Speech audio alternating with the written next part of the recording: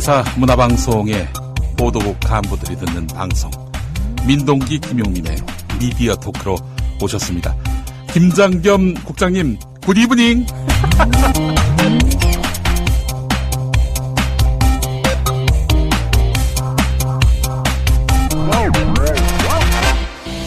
네, 우리 민동기 미디어 오늘 미디어 문화부장 나오셨습니다. 어서 오십시오. 반갑습니다. 예. 저희 민동기 김용민의 미디어 토크가 상당히 유력한 방송이다. 이런 학구방 같은, 야매 방송, 인터넷 방송을, 우리나라의 굴지의 지상파 방송, 우리 김장겸 국장님이 들으시는 것만큼은 또 분명해진 것 같습니다. 그렇습니다. 예. 감사드립니다. 저희가 왜 이런 말씀을 드리냐면 말이죠. 주식회사 문화방송 김종국 사장님과, 김종국 사장님은 문화방송을 대표해서 그렇고요. 그렇습니다. 김장겸 보도국장님께서 저희 미디어 협동조합, 김성훈 이사장, 김용민, 그리고 민동기, 이 세 사람을 민사소송을 제기했습니다. 액수가 상당하던데요? 1억 2천만 100원. 그렇네요. 예. 저에게 민사소송을 제기하셨습니다. 예.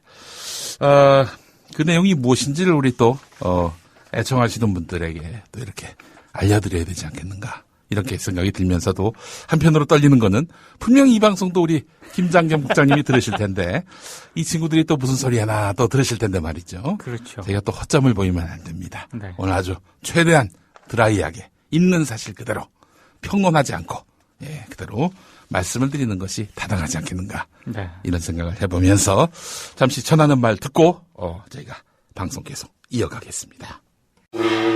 조합원 백마고지님 신청 광고입니다. 철원에서 쌀 농사를 짓는 조합원 백마고지입니다. 화산지대 철원에서 생산한 추석 선물로 최고인 쌀.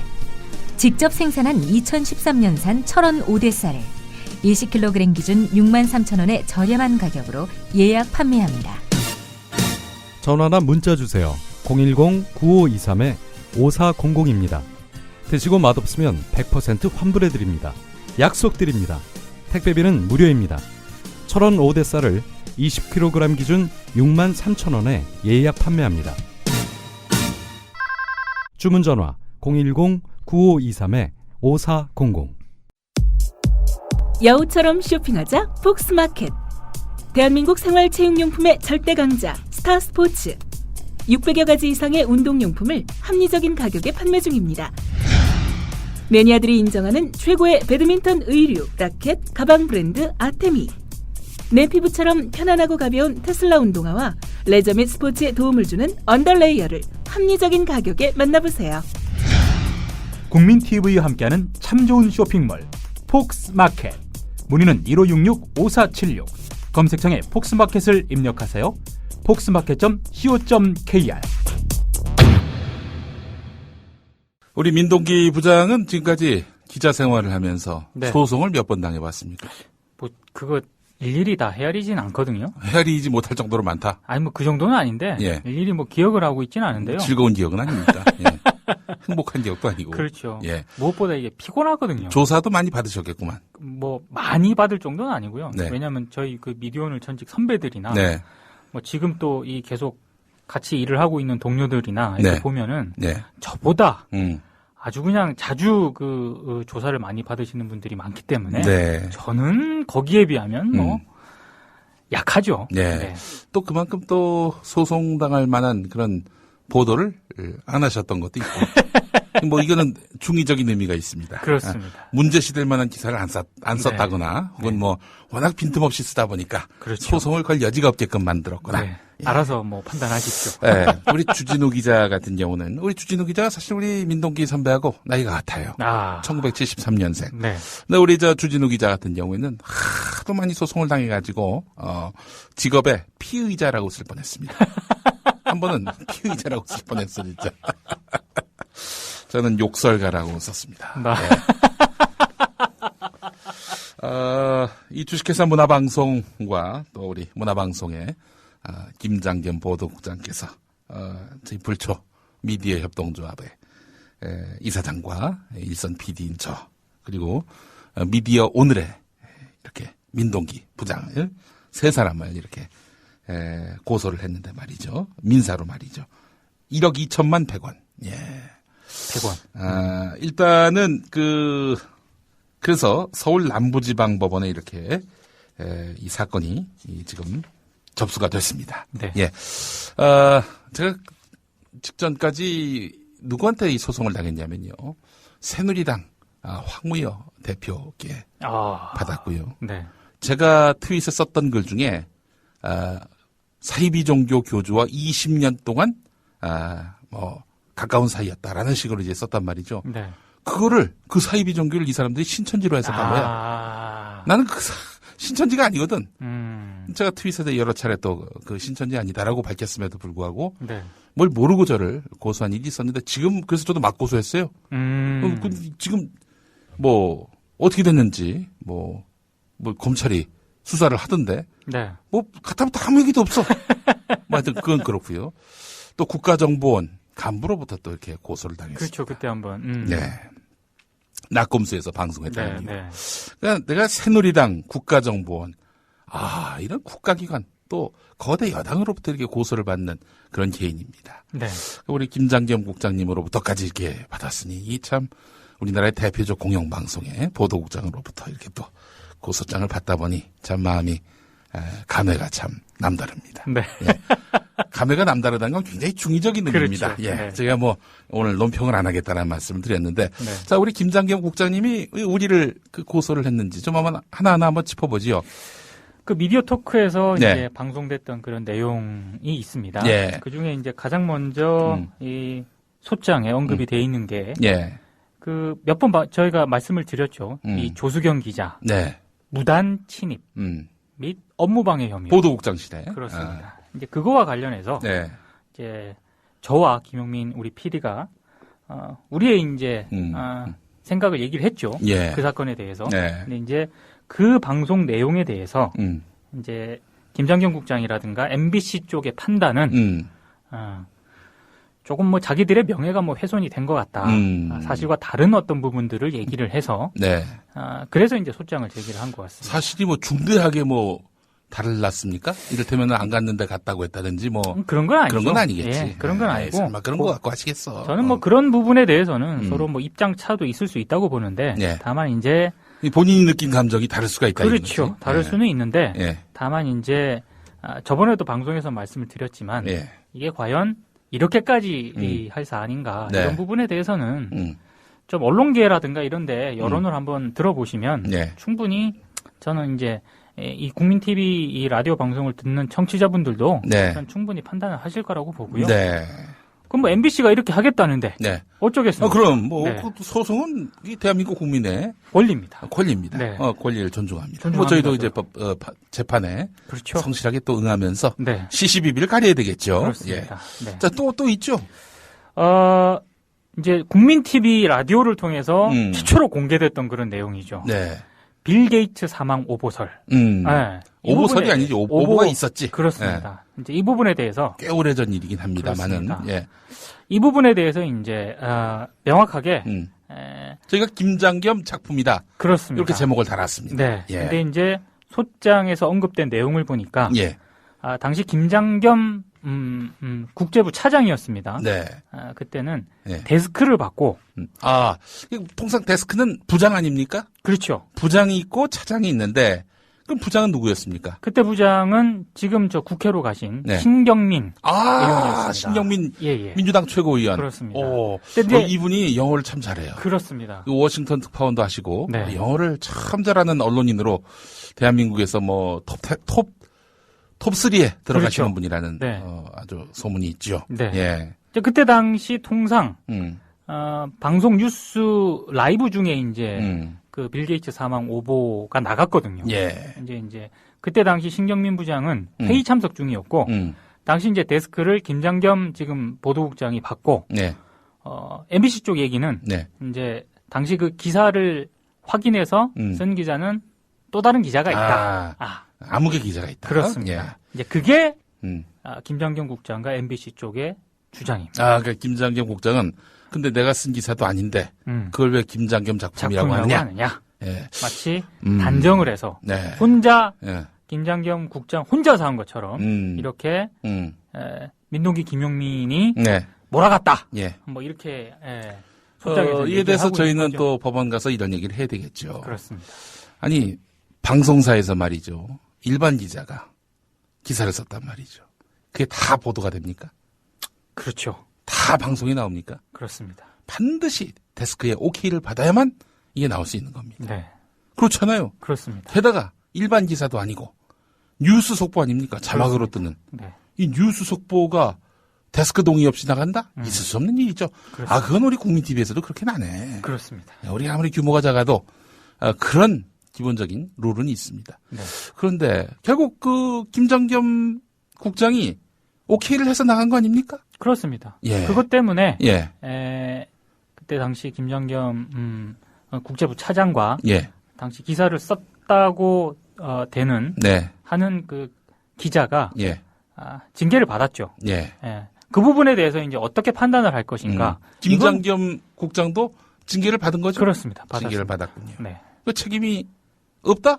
이렇게 말하기는 저는 있다고 보는 거죠. 네. 저도 있다고 보는 거죠. 이제 그 부분에 대한 판단은 그냥 뭐 논쟁을 통해서 할 수도 있는 거고요. 네. 그건 뭐 다툼의 여지가 있으니까요. 예. 그 부분도 이제 열심히 네, 법원 가서 또 성실하게, 저희가 예. 또 이야기를 안 응하겠습니다. 할 수가 없습니다. 또 저는 김장겸 국장의 판단도 존중합니다. 예. 난 데스크만 봤을 뿐이다라고 얘기를 한다면 네. 뭐 그거는 이제 서로 이제 판단할 수 있는 그런 부분이니까요. 그럼 뭐 법원 가서 뭐 다툼을 하거나 이렇게 해야겠죠. 예. 얼마 전에 네. 변희재 씨가 건 건 때문에 네. 국민 TV 뉴스에 우리 책임자가 있습니다. 네. 민일성 편집장. 편집장이란 이유만으로 네. 예, 언론중재위에 갔습니다. 아니 보통 그렇게 합니다. 당연히 보통 그렇게 부장급 이상이 그렇죠. 중재위를 대신 가서 얘기를 해야 됩니다. 네, 뭐 결국 조정은 결렬이 됐습니다만은 그렇습니다. 예. 책임자가 가는 거죠. 네. 데스크가 가는 게 맞습니다. 마땅하고 네. 따라서 뉴스의 책임에 있어서 일반 기자보다 덜할 리 없는 책임을 데스크가 갖고 있다라는 것은 저와 우리 민동기 기자의 상식입니다. 그렇습니다. 저희 상식이 틀릴 수도 있어요. 틀릴 수도 있죠. 네, 틀릴 수도 근데 있어요. 저도 부장직을 맡고 있지만 네. 저는 좀 조금 이 김장겸 국장과 MBC의 판단과는 좀 다른 생각을 가지고 있습니다. 저도 예. 그렇습니다. 예. 이건 그렇습니다. 또 하나가 더 있는 것 같은데요. 또 하나가 이제 그 MBC 출입 기자, 검찰 네. 출입 기자 김세희 기자가 네. 그 문재인 건과 관련해서 오보를 네. 한번 냈지 않았습니까? 그렇죠. 예. 예. 근데 그 오보를 내고 나서도 그 오보에 대한 책임을 물어서 징계를 해야 되는데 이제 근신 징계를 받았거든요. 예. 근데 이제 그 징계가 미흡하다. 그러면서 징계를 받고 나서 바로 검찰 출입 기자 일진으로 이제 됩니다. 예. 그러면서 저희가 이른바 김장겸 라인으로 예. 검찰 출입을 바꿨다. 예. 이렇게 얘기를 했는데 예. MBC 쪽에서는 예. 그렇지 않다라고 이제 얘기를 하는 거죠. 네. 하여튼 뭐 이런 건 때문에 그렇습니다. 저에게 1억 2천만 100원에 그 민사소송을 제기하셨습니다. 그렇습니다. 주식회사 문화방송과 네. 문화방송의 김장겸 보도국장께서 그렇습니다. 자, 여러분들 이 사건과 관련한 추이는 저희가 이 시간을 통해 지속적으로 말씀을 드리겠습니다. 저는 뭐 이런 생각을 해봅니다. 예. 가끔씩 이렇게 네. 태클을 걸어주시는 게 네. 항상 초심을 그렇죠. 그렇습니다. 우리가 팩트 체크는 확실하게 그렇습니다. 예. 이런 생각이. 팩트 체크를 우리가 소홀히 했다? 이렇게 생각하진 않아요. 그렇습니다. 기본적으로. 아니, 만약에 네. 우리가 예. 실수를 한 부분이 있으면, 네. 이건 우리가 그 실수한 부분에 대해서 책임도 지고, 그걸 할 필요가 있죠. 당연히 이 시간을 그렇습니다. 통해서, 이거는 잘못됐습니다. 그렇습니다. 이건 마땅히 예. 바로 잡을 그런 의지와 예. 그런 양식은 분명히 있습니다. 갖고 있지. 그게 없으면 언론이 나면 안 되지. 다만 이제 예. 우리가 좀 다르게 판단하는 부분이 있기 때문에 예. 그 부분에 대해서는 계속 진행을 시켜야죠. 네, 그렇습니다. 우리 김장겸 국장님께서 기왕이면은 저희 방송에 대해서 불만이 있으셨다면은 여러 가지 대화할 루트는 있을 텐데 이 소장으로 이렇게 김 국장님의 또 이 청취 여부와 또 이 방송에 대한 그런 감회를 접하니까 조금은 좀 꼭 이러셔야 하나라는 생각도 좀 듭니다만 어쨌든 뭐 그것도 역시 우리 김 국장님의 또 네. 마땅한 권리이기 때문에 네. 그 권리에 부응해서 저희도 성실하고 합당한 법적 대응을 하겠습니다. 네. 예. 알겠습니다. 아, 참, 오늘 갑자기 저희가 받은 거예요, 소장을. 그렇습니다. 예. 저도 이제 외부에서 한참 취재를 하고, 예. 오후 좀 즈음에 이제 예. 사무실에 갔는데, 네. 이게 책상에 와 있어서, 음. 또 아주 두툼하더라고요. 네. 그거 보셨죠?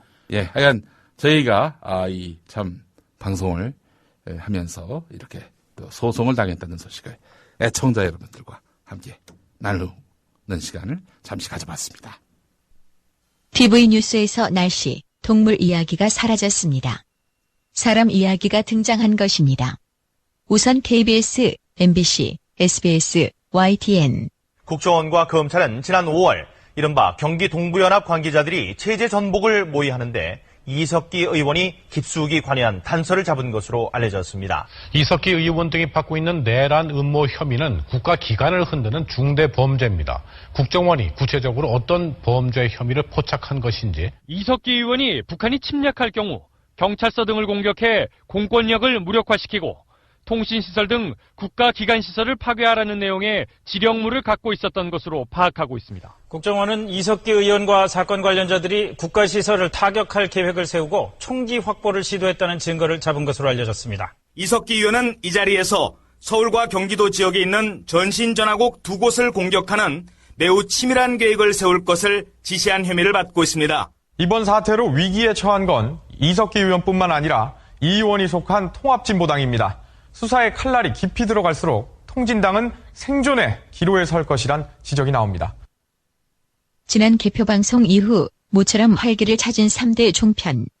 TV조선, 채널A, JTBC. 국가기관시설 파괴와 인명살상 방안을 모의한 증거를 확보했다는 겁니다.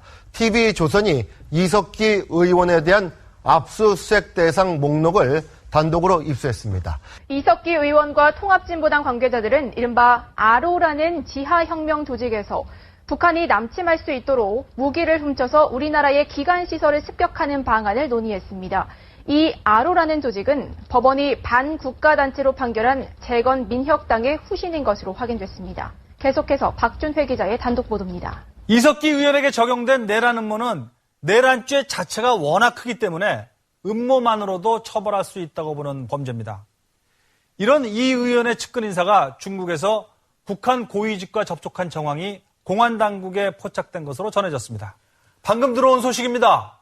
통합진보당 이석기 의원이 지난해 총선에서 당선된 뒤 경기 동부연합 모임을 주관하면서 북한 공산군의 군과 적기가를 부른 사실이 확인됐다고 합니다. 아니, 근데 말이죠. 우리 기자들이 무엇으로 확인됐다, 드러났다, 이런 말을 너무 남발해요. 그렇습니다.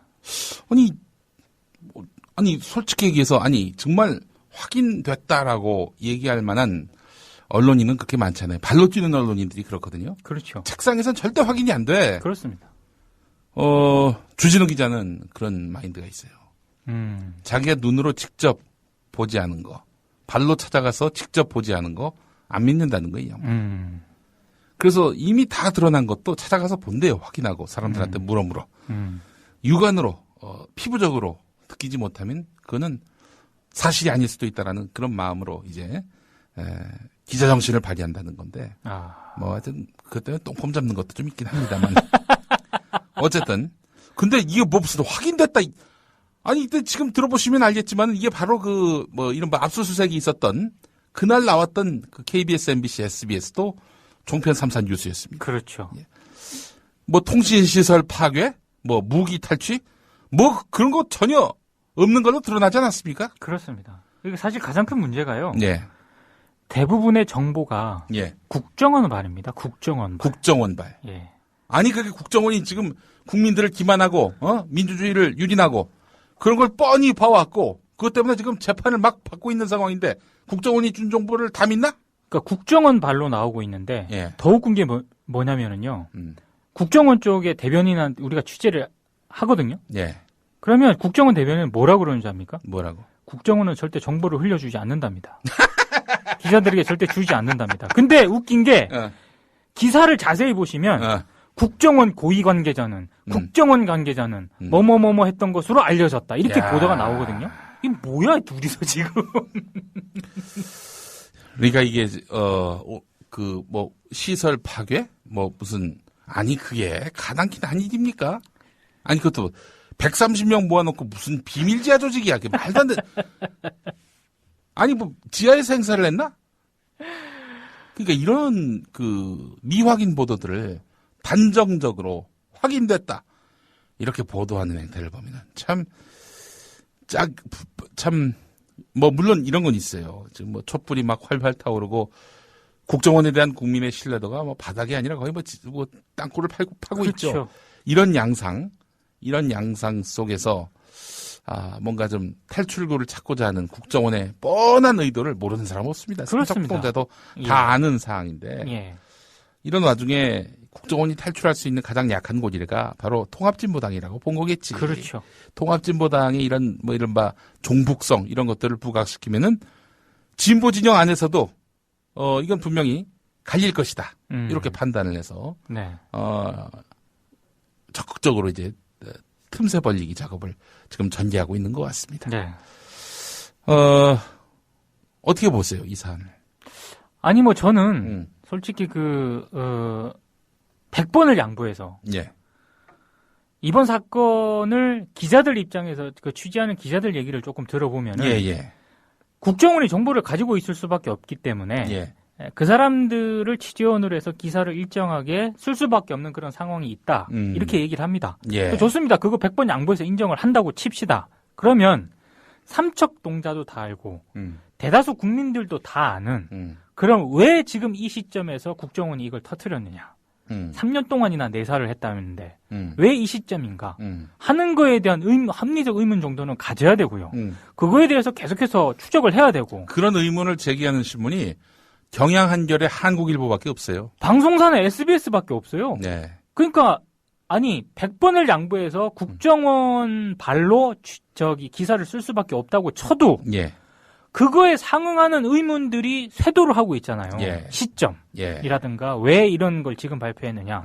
최소한의 그런 균형성 정도는 갖춰줘야 되는데 네. 보십시오. 지금 우리가 이거 틀긴 했지만 이거 외에도 지금 방송 뉴스 보시면은요. 네. 그리고 신문 펼쳐보시면 난리입니다. 난리. 거의 지금 국정원 그다음에 검찰 이쪽에서 나오는 정보들이 마치 확인된 팩트처럼 예. 이게 지금 유통이 되고 있다는 거예요. 예. 근데 그 중에 확인 안 된 게 너무나도 많다는 것. 이걸 좀 가리셔서 지금 판단을 해야 될 것 같습니다. 이게 사실 시급하다고 이 정보 저 정보 던지다가 그렇게 해서 오보가 나는 것이고. 그렇죠. 오보 속에 엉뚱한 사람들이 피해를 보는 것이기도 그렇죠. 하고. 물론 빌 게이츠 사망 오보로 타격을 입은 국내 국민은 없습니다. 그렇습니다. 예. 물론 MS에다가 투자하신 분들이 좀 타격을 입었을지는 모르겠습니다만. 그런 건 또 생각해 볼 수 있겠네요. 빌 게이츠 오보 건은 사실 큰 타격을 입혔다. 개량하기 쉽지 않습니다. 그렇죠. 하지만 왜 오보가 났습니까? 방송은 무조건 옳다라는 기본적인 신뢰. 그렇죠. 그 신뢰, 그 전제가 있기 때문에. 그래서 우리가 이렇게 방송을 웬만하면 믿으려 하는 거 아니겠어요? 그래서 책임이 더 큰 거고요. 그렇죠. 방송은. 이 믿음을 지금 사고 있는 것도 어마어마한 권력이에요. 내가 한마디 하면 이게 여론이 된다? 사람들이 그걸 갖고 아젠다 세팅을 한다? 프레임이 형성된다? 이렇게 생각한다면은 방송 종사자들, 특히 언론 종사자들, 이 사람들의 특히 지상파 종사자들. 예, 이 사명의식, 공적 책임감. 이건 정말 이루 말할 수가 없는 겁니다. 그렇죠. 예. 그렇기 때문에 이제 빌 게이츠 오보 사건 같은 사망 오보 사건 같은 이런 사고는 다시는 없어야 된다라는 이런 생각을 좀 우리가 많이 가져야 할 것이고 그렇지 않습니까? 그렇습니다. 예. 왜 웃어요? 웃을 아니, 일이 아닙니다. 네. 심각하게 얘기해. 그렇습니다. 예, 웃으니까 김 빠지네. 예. 오늘 그만할까? 아니 난 김용민 PD 얼굴만 봐도 웃음이 나와. 예. 나도 그래. 우리 민동기 부장 보면은 북한의 김정일 위원장, 그 아들인 김정은 우리 위원장을 보는 것 같은. 아니 언제 한번 우리 실시간 투표로 네. 청취자들의 투표를 받아서 예. 과연 누가 싱크로율이 높은지 한번. 그래요. 네. 참 그런 어처구니 없는 그런 일들이 발생을 했는데. 네. 자, 이런 이석기 의원의 이런 그 행동과 관련해서는 또 이제 우리가 뭐 이런 언론의 보도에 대해서는 뭐 여타 많은 매체들이 또 지적을 했습니다만은. 그렇죠. 어떠세요? 또 통합진보당은 뭐 잘못한 게 없나? 있죠. 이런 점에서도 또 한번 좀 지적해볼 부분들이 있을 것 같아요. 그러니까요. 메시지가 명료하지가 않아요. 제가 봤을 때. 그러니까 공안 탄압이다라는 것들을 국민들이 알아서 느끼게끔 하면 돼. 왜냐하면 국정원이 자기들에 대해서 드리웠던 그런 온갖 의혹들, 규정들 이런 것들이 얼마나 비논리적이고 상식 밖의 것이고 거짓인지를 드러내면은 국민들이 뭐 공안 탄압이라고 얘기 안 해도 다 그렇게 받아들이는데. 맞습니다. 근데 그 진보당 같은 경우에 공안 탄압 이 논리만 앞세워서. 그러니까 저는 이제 저널리즘적 관점에서 조금 안타까웠던 게 예. 국정원이 이렇게 들이밀었잖아요. 예. 여러 가지 뭐 이런 걸 얘기를 하면서 그러면 최소한 국민들이 판단할 수 있게끔 실제로 그런 모임이 있었는지 그 다음에 어떤 부분들에 대해서 사실과 다르다. 네. 이렇게 좀 디테일한 어떤 그렇지, 그런 부분에 디테일하게 대해서 되는데. 얘기를 해줘야 되는데 예. 지금 김용민 PD 얘기한 것처럼 계속 공안 탄압이라고만 얘기를 하거든요. 네. 그러면 이건 뭐 어쩌자는 겁니까 이게 지금? 위기 탈출하려는가 보다. 뭔가 좀 챙기는 게 있는 거 아닌가? 아니 이런 오해를 왜 그러니까요. 남기냐고. 그럴 이유가 전혀 없는데. 일어났을 때 미군과 예. 그래서 뭐 여하간 이석기 의원을 비롯한 통합진보당의 어떤 논법, 화법에 뭐 좀 변화가 있을 필요가 그렇습니다. 있겠다라는 생각을 좀 해봤고요. 네. 그러니까 디테일하게 적기가 우린 부른 적 없다. 그러니까요. 그런 모임 없었다. 그렇게 딱 명확하게 해명을 하면 되는데. 그 자리에서 이석기 의원이 무슨 북한을 지지한다든지 옹호한다든지 이런 발언 안 했다. 그러니까요. 뭐 이런 식으로 구체적으로 사안별로 이렇게 디테일하게 얘기를 해가지고 통합진보당이 저렇게 사실도 그게 만약에 거짓말이면 금방 드러나서 그렇죠. 대망신당하고 어마어마한 정치적 책임을 질 말들을 하는구나라고 했을 때 사실은 국정원과 큰 어떤 그런 논리적 어떤 대결점이 형성되면서 뭐 이른바 반가이를 할 수 있는 거 아니겠습니까? 그렇습니다. 반가이라는 표현이 아주 부적절한 표현이긴 합니다만은 네. 어쨌든 제가 전에 딴 시간에도 그런 얘기를 했어요. 이명박 BBK 동영상 광운대에서 네네. 막 그렇게 강연했던 거 내가 BBK 세웠다 뭐 이런 얘기. 그게 나왔던 날 바로 이명박 후보가 다음날 아침 신문에 까맣게 그 동영상 얘기가 나올까봐 미리 특검을 수용하겠다. 이렇게 해서 물타기를 했어요. 그렇죠. 예. 뭐 이런 공작 차원의 물타기가 아니라 응당한 대응, 응당한 논리적 반박, 해명 이런 것들을 해야 되는데 이석기 의원은 그날 밤 어디 갔어 도대체? 나도 다음날 아침 조간에 까맣게 이석기 도주, 잠적 이게 나올 때까지 뭐했냐 이거야. 그러니까 이게 뭔가 캥기는 게 있어서 그런 거 아니냐? 이런 의혹을 또 제기하는 시선도 있습니다. 아니 근데 그거는 정말 그런 의혹을 가지는 사람한테 뭐라고 할 게 아니라요. 네. 통제난 책임이 굉장히 큽니다. 그거. 네. 디테일하게 얘기를 했었어야죠. 글쎄 말이에요. 그러니까 화법을 바꿔야 돼. 물론 정말 문제가 있다면은 화법 바꿔봐야 금방 그렇죠. 들통이 나니까. 그러니까 사람들이 이렇게 생각하는 거야. 예. 진짜 문제되는 뭐가 말은, 있구나. 이렇게 지금 그렇게 생각을 하고 있는 사람들이 꽤 있습니다 지금. 네. 자, 그래요. 7시 30분에 이석기 의원의 긴급 회견이 있다고 그러는데. 그래요? 예, 저희가 이석기 의원이 이 마이크 앞에 설 때 잠깐 한번 좀 들어보는 그렇습니다. 시간을 갖도록 하겠습니다. 예. 자, 이 통합진보당 건과 관련해서 일선 언론 기자들은 뭐라고 얘기합니까? 그러니까 이게 예. 아까 제가 말씀드린 것처럼 예. 취재를 하는 기자들 얘기를 좀 들어보면은요. 예. 그러니까 어쩔 수 없는 그런 측면이 있다. 취재 기자들 중에 대다수는 그 어떤 신문사 간부들처럼 특정 정치 세력의 이익을 대변하는 그런 게 아니에요. 오염된 기자들은 거의 없어요. 왜냐하면 예. 어떤 사안이 발생을 하잖아요. 예. 그러면 거의 대다수 취재 기자들은 현장을 가요. 예. 거기서 뭔가 하나 팩트라도 발견하려고. 근데 예. 그 팩트라고 지금 알려지는 상당 정보가 네. 국정원 발이잖아요. 예. 그러니까 이제 여러 가지 한계가 있다는 거를 예. 얘기를 하면서도 예. 그러면 역으로 이렇게 미디어널한테 기자들한테 묻습니다. 예. 그럼 너 같으면 안 쓰겠냐? 자, 이석기 의원이 나왔습니다. 아, 그래요? 잠깐 한번 들어보겠습니다. 사랑하고 존경하는 국민 여러분, 지난 5월 경기도당 위원장의 요청을 받아서 강연을 한 적이 있습니다. 맞습니다. 저는 당시 한반도에 전쟁위기가 현실화되었다고 판단하였습니다. 모든 전쟁을 맞설치자고 했습니다. 전쟁이 벌어진다면 민족의 공면을 막기 전에 하루라도 빨리 평화를 실현하는 뜻이었습니다. 이 말이 과연 어느 한편에 서서 전쟁을 함께 치르겠다는 말로 들리는 겁니까? 강연에 모인 사람들은 전쟁에서 가장 먼저 희생자가 될지도 모를 진보당의 열성 당원이었습니다. 이승만 정권이 저지른 고대연맹 사건을 보십시오. 무려 20만 명의 무고한 사람들이 학살당하지 않았습니까? 그 정도의 경각심이 필요하다고 저는 호소하였습니다. 만약 한반도에서 전쟁이 예고되어 있다면 우리는 그에 걸맞는 준비가 필요하다고 강조하였습니다. 그래서 저는 양측의 군사행동이 본격화되면 앉아서 구호용화할 것인가 물어본 것입니다. 60년간의 전전체제를 끝낼 기회로 바꿔냈는데 좀 더 적극적이고 주동적인 항구적 평화를 실현할 수 있는 기회로 바꿔내자고 한 것입니다. 이 같은 저의 정세인식이 다르다고 하여 저의 인식과 다르다고 하여 비판할 수는 있습니다. 하지만 이것이 내란 음모죄라는 어마어마한 협의에 대해서는 납득할 수가 없습니다. 그래서 제가 날조와 모략이라고 규정한 것입니다. 확실히 해두겠습니다. 저는 전쟁에 반대합니다. 뼛속까지 평화주의자입니다. 저는 60년 동안의 분단체제를 항구적인 평화체제로 전환시키자, 그러한 대전환기로 상황을 주동적으로 바꾸자는 입장입니다.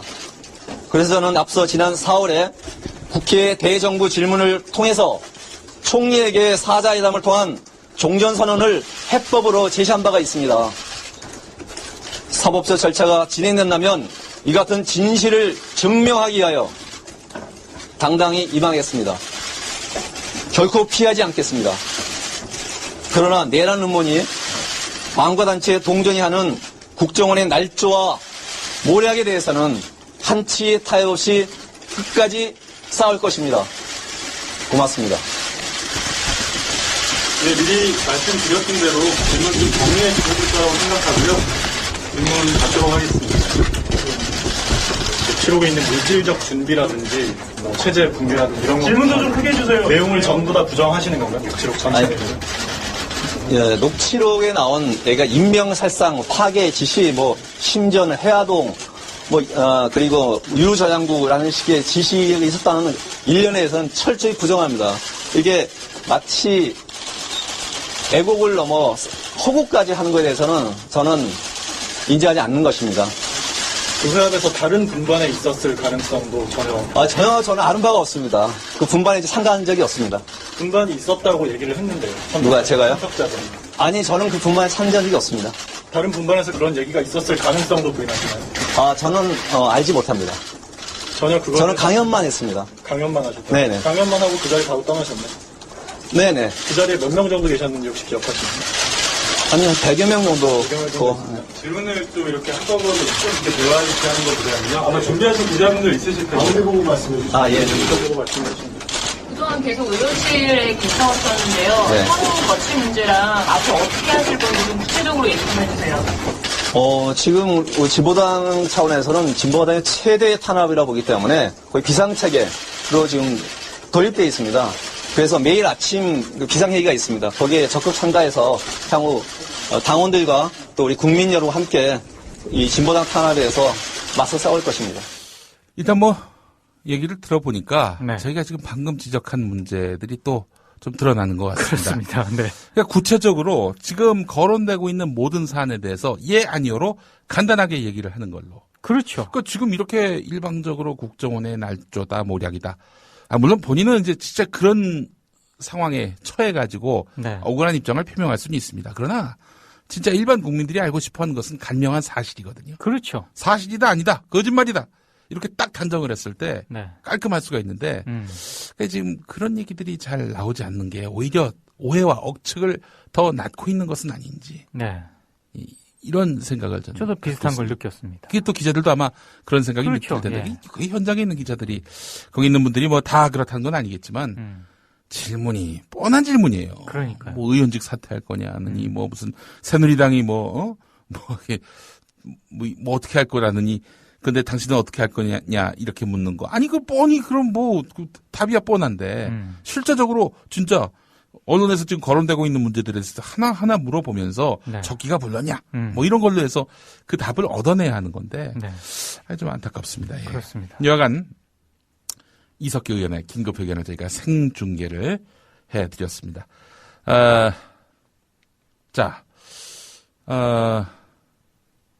일선 기자들의 그 이야기 계속해서 한번 좀 들어보죠. 그러니까 좀 이해가 되는 측면이 있긴 해요. 일단 정보의 상당수가 국정원 쪽에 있고요. 그리고 기자들 얘기를 좀 들어보면 통진당이라든가 예. 이석기 의원 쪽에서 반박을 하거나 해명을 하는 것 자체가 예. 지금 김용민 PD랑 저랑도 얘기를 한 것처럼 예. 좀 똑떨어지게 얘기를 해줬으면 좋겠는데 예. 이게 그런 화법을 구사하지 않는단 말이에요. 그러다 보니까 어허? 이것 봐라? 이런 판단을 할 수가 있다는 거죠, 기자들도. 예. 그러다 보니까 이제 보도가 그런 쪽으로 흘러갈 확률이 또 높아지는 거고. 예. 그럼에도 불구하고 저는 반드시 유념해야 될 그런 원칙이 예. 지금과 같은 상황에서 지켜져야 된다고 생각을 합니다. 저희가 이제 의견을 쭉 돌려봤는데 예. 역시 이제 이게 정철훈 기자가 오늘 취재를 좀 했어요. 이 예. 사안에 대해서. 예. 김용진 뉴스타파 대표 같은 경우에 예. 뭐라고 얘기를 하냐면 예. 그러니까 국정원 발로 지금 엄청나게 많은 보도가 쏟아지고 있지 않습니까? 예. 근데 취재원들이 명확해져야 된다는 거죠. 그렇지. 네. 확실하지 않은 상황에서 나오는 이야기는 거의 대부분이 네. 추측 내지는 전언에 불과하기 때문에 네. 특히 이런 건 같은 경우 아니 이 정치인을 상대로 내란 음모라는 이 어마어마한 지금 죄목을 지금 이렇게 들이댔는데 내란 음모는요 앞서서 그 JTBC 전영배 앵커인가요? 그렇죠. 전영배 맞나? 전영배는 전영기. 아니지. 그렇지. 전영배는 전영기. MBC. 네. 그냥 말이지. 네. 그래요. 전영기 앵커가 얘기했듯이 예. 내란죄는 내란을 저질렀을 때만 죄가 아니라 내란 음모를 획책해도 죄가 됩니다. 그렇습니다. 자, 그런데 이 내란 음모죄는 어마어마한 죄예요. 네. 어마어마한 죄 아닙니까? 쿠데타가 내란 아니에요. 우리 박근혜 대통령 아버지 박정희 대통령이 획책했던 게 바로 내란 아닙니까? 그렇습니다. 그러니까 성공한 내란이라고는 하지만은 두고두고 헌정 질서를 파괴한 그런 주범으로 박정희 대통령이 꼽히지 않습니까? 네. 예, 그렇듯이 그렇습니다. 예. 그러니까 국정원 주장만 받아 쓰는 지금과 같은 양태는 예. 언론인이 예. 현실론을 얘기하기 전에요. 네. 일단 반성을 해볼 대목이 좀 많은 것 같고요. 예. 변상욱 CBS 대기자 아시죠? 예. 변상욱 기자께서도 하신 얘기가 있는데, 그러니까 언론인으로서 국정원 주장만 계속 받아 쓰게 되면 자기 책무를 못 하는 거다. 그러니까 그렇지. 이거 받아쓰기만 잘하면 되는 거 아니야? 그렇습니다. 그러니까 대안을 제시를 했어요. 그러니까 3년 전부터 국정원이 내사를 해왔다고 그러잖아요. 그러면 언론은 지난 5월의 녹취 시점 그리고 이후 상황들을 취재를 하면서 관련자들 행적 찾아내고 인터뷰하고 국정원과 다른 루트에서 사건 재구성해서 계속 이걸 확인 취재를 해야 된다라는 거죠. 지금은 받아쓰기만 하잖아요. 그러면서 밝혀졌다, 알려졌다, 확인됐다. 이건 좀 아니라는 거지. 그러니까 확인된 건요. 빌 게이츠가 사망하지 않았다. 그렇죠. 이게 확인된 겁니다. 그렇습니다. 그 정정보도 했잖아요. 사과 방송하고. 글쎄 말이에요. 그 언론이 얼마나 멋있습니까? 그렇습니다. 잘못을 인정하는 인정을 한 이런 건 태도. 그렇습니다. MBC 참 멋있었어요. 그때.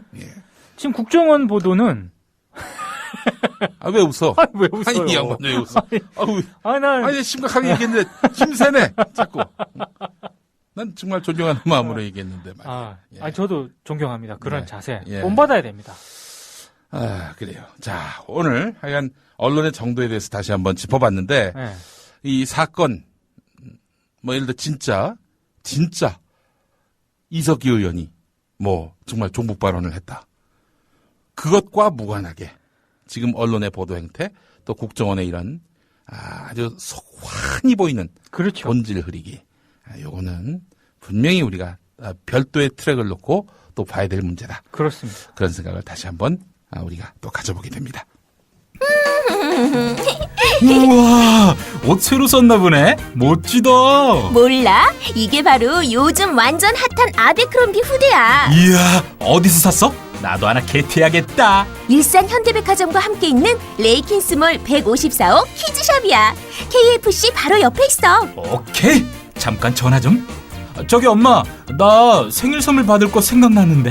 합리적인 가격, 아베크롬비 신상을 가장 먼저 만날 수 있는 곳, 일산 아베크롬비 키즈샵. 검색창에 일산 키즈샵 031-919-0494. 우리라이프 상조 영업사원 홍대리입니다. 우리라이프 상조는 신설 상조회사입니다. 사장님께 국민TV에 광고자 건의했더니 저희 사장님도 국민TV 예청자시며 조합원이지만 혹 회사 세무조사 받고 탄압받는 거 아니냐며 은근히 걱정이십니다. 그래서 영업사원인 제가 제 돈으로 광고하고 우리라이프 상조를 알리려 나왔습니다. 지금 가입하시면 회원님이 나입하신 소중한 납입금의 10%를 매달 국민TV의 발전을 위해 후원하겠습니다. 1600-3267 1600-3267 우리라이프 상조 제가 쏠 수 있도록 부탁드립니다. 감사합니다. 국민TV를 후원하는 새로운 방법 어렵지 않습니다. 우리라이프 상조를 찾아주세요.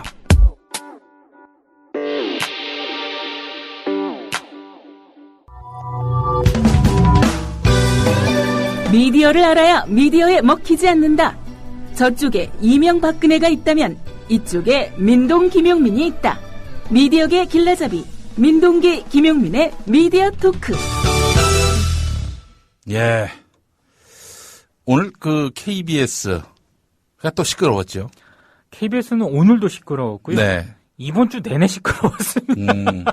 뭐 KBS에 빌 게이츠 사망 오보가 나왔나요? 아니 뭐 그런 건 아니고요. 그런 건 아니고. 이 국정원과 관련해서 예. KBS가 또 이 9시 뉴스에서 굉장히 또 환상적인 보도를 보여주지 않았습니까? 앞서가는 KBS. 네. 국민의 방송 KBS. 국민의 방송 KBS. 예. 국정원이 사랑하는 KBS.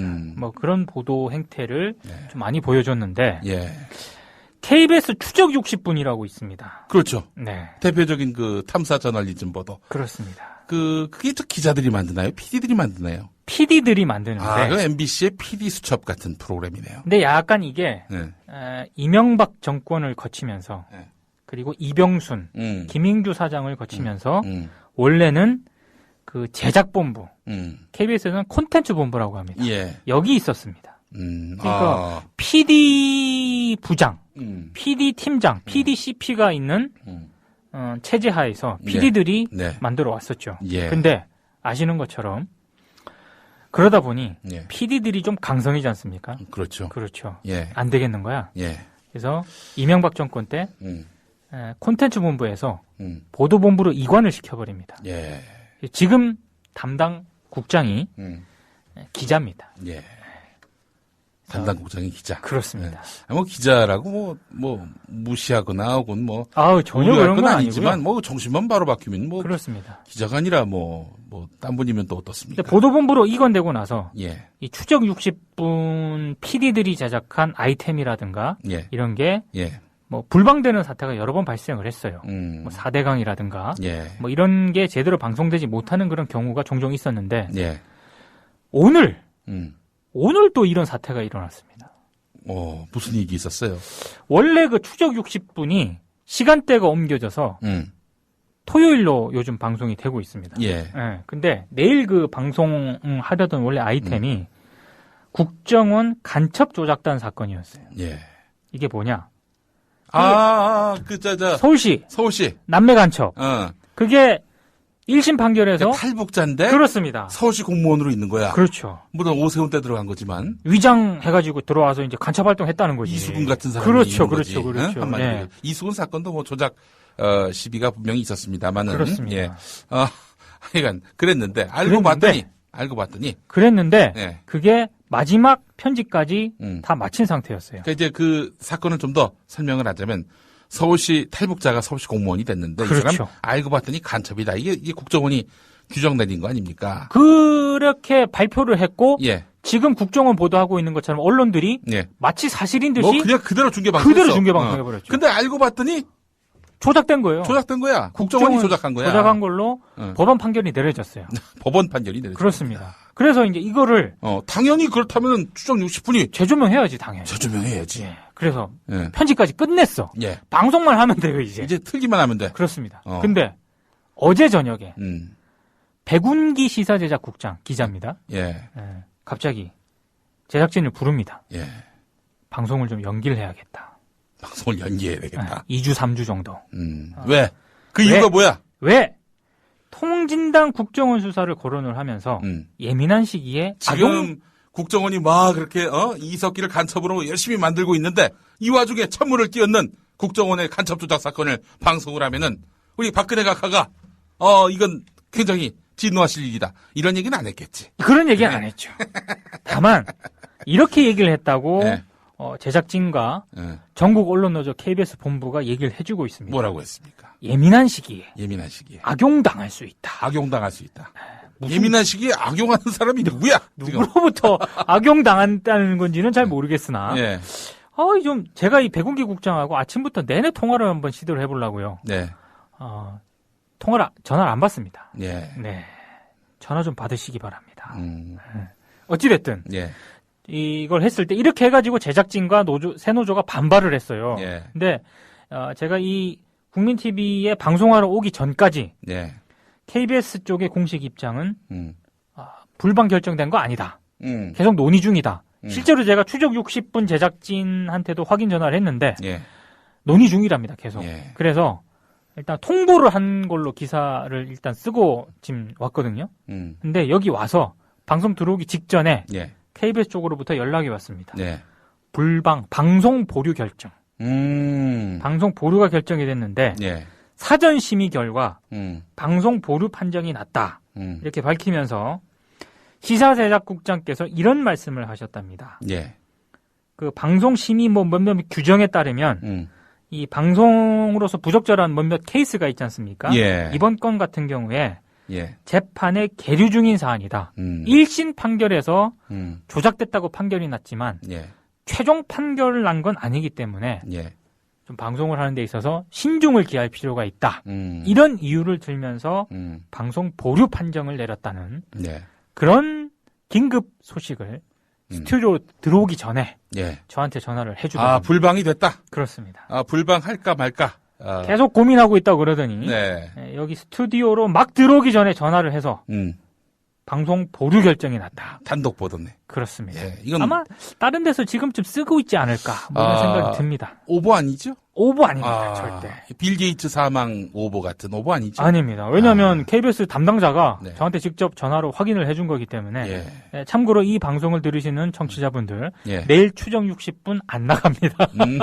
안 나가요. 다른 방송으로 아마 대체가 될 겁니다. 아니 이렇게 불방이라고 하는 게 이건 어마어마한 사고거든요. 아니 저는 아니 이게 이명박근혜 정권 들어서는 아주 그 연례 행사가 돼버렸어. 그러니까요. 아니면 저는 차라리 연례가 아니라 거의 원래 행사가 그렇습니다. 됐는 듯한. 아니 추적 60분이 만약에 이번 그 이석기 통진당 사건을 만약에 다룬다고 했으면 KBS가 이렇게 막 파르르 떨면서 이렇게 하는 거는 차라리 이해라도 가겠어요. 근데 제작진도 얘기를 하는 거지만 이게 그 지금 통진당 사건이랑 무슨 상관이냐 이게 대체. 도대체 이해를 못하겠다 이러고 있거든요 지금. 아니 이석기가 무슨 탈북자야? 아니 그러니까 이건 법원에서 1심 판결에서 조작된 거라고 얘기를 했으니까 충분히 이 탐사 보도를 하는 시사 프로 입장에서는 재조명할 수 있죠. 근데 지금 KBS 쪽에서 밝힌 이런 논리를 만약에 적용을 시키면 최종 확정 판결 날 때까지 뉴스건 시사 프로는 보도를 안 해야죠 그럼. 국정원 이거 법원 판결 났습니까? 안 났잖아요. 안 났죠. 법원에 가지도 않았어요, 아직. 그렇죠. 근데 왜 이렇게 보도를 합니까, 그럼? 아니, 도리어, 국정원이 국가 권력을 갖고 있고 어마어마한 정보 권력을 갖고 있잖아요. 그렇죠. 이럴 때 국정원으로 하여금 니네들 그때처럼 하지 마. 이때 교훈 잊지 않고 있지? 이런 주의를 환기시키는 이런 기능이 언론이 해야 될 일 아닙니까? 그렇습니다. 그렇잖아요. 참, 이 방송이 안 나간다. 그럼 결국에는 이게, 정권의 어떤 정치 논리에 부응하고 협력한다. 그런 거 아니겠습니까? 그렇습니다. 아니, 국정원 그 선거 개입 사건과 관련해서 계속해서 TV 비평 시청자 데스크에서도 현상윤 PD가 KBS 보도를 비판하지 않았습니까? 예. 근데 계속 그런 비판에 대해서 임창건 보도본부장께서 기자들에게 이메일을 보내면서 법원의 국정원의 선거 개입 여부는 법원의 판단을 지켜보면서 판단해야 될 문제다. 이런 또 내용의 이메일을 기자들에게 보내면서 자신들의 지금 KBS 보도를 정당화했거든요. 근데 만약에 그 논리대로라면 국정원 이번 파문도 이석기 의원 파문도 당연하게 그 원칙이 적용돼야 되는 거 아닙니까? 그렇죠. 자기들이 공정하다면은 이 사안에 대해서 누구를 고려해? 고려할 이유가 뭐가 있어? 그렇습니다. 아니 그 기자들 PD들이 만든 프로그램이 뭐 정말 사실관계가 틀리다든지 진실과는 멀어진 하자가 있는 거라면은 불방할 수 있어요. 자체 모니터를 통해서. 그런 것도 아니고 이미 이제 틀기만 하면 되는 단계에서 이게 지금 상황에서 미묘하니까 하지 말라. 이거 뭘 고려를 해서 이러냐 이거야. 그리고 말이 안 되는 게 지금 이 KBS 해명이 말이 안 되는 게요. 2, 3주 방송 보류거든요. 그러면 2, 3주 안에 끝내준다는 얘기야? 아니 이걸 다시 방송을 해준다는 거 아닙니까? 근데 지금 논리가 재판에 계류 중인 사건에 대해서는 신중할 필요가 있다 해서 재판이 2, 3주 만에 끝나? 그러면 이게 최후 대법원 판결 날 때까지 이게 방송을 할 수 없다는 거잖아요. 글쎄 말이야. 말이 안 되는 거지. 이저 추정 60분 하니까 또 생각이 나는 분이 있습니다. 96년에 말이죠. 사측의 요구에 따라서 어떤 그 추정 60분 MC가 이런 말을 했습니다. 한 총련이 친북 이적성을 띠고 있다는 사실을 부인할 수 없을 듯합니다. 좌경의 문제는 이제 국가 생존의 문제로 우리 앞에 등장했습니다. 잘 나가시는 그분이죠. 고성국 형님이 하셨던 멘트였습니다. 전 이런 말씀을 하신 줄 몰랐어요. 저 그때 파문이었죠. 그래서 결국에는 뭐 성국 형이 KBS를 또 그만두는 그렇죠. 그런 사건이 됐고 말이죠. 그때 좀 그만뒀고 PD들 사이에서도 굉장히 논란이 많았었죠. 그래서 그 형님이 2007년인가 다시 나타났어요. 그때는 뭐 과거와는 좀 달라지셨겠지.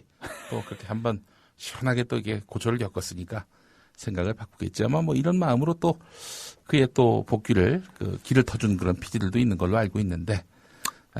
뭐 저도 그렇게 생각했었습니다. 근데 한때 누구하고 가깝다 해서 뭐 방송에서 하차했다는 얘기까지는 제가 들었는데. 그렇습니다. 하여튼 그때가 자꾸 생각이 나네요. 만약에 진짜 말씀하신 대로 이석기 문제를 정권의 입맛에 맞게 추정 60분이 다룬다. 과연 미묘한 시기에 냈을까? 그렇습니다. 참 언론의 정도를 다시 한번 생각하면서 돌아보는 그런 한 주가 됐습니다. 마칠 시간 됐어요, 벌써. 벌써요?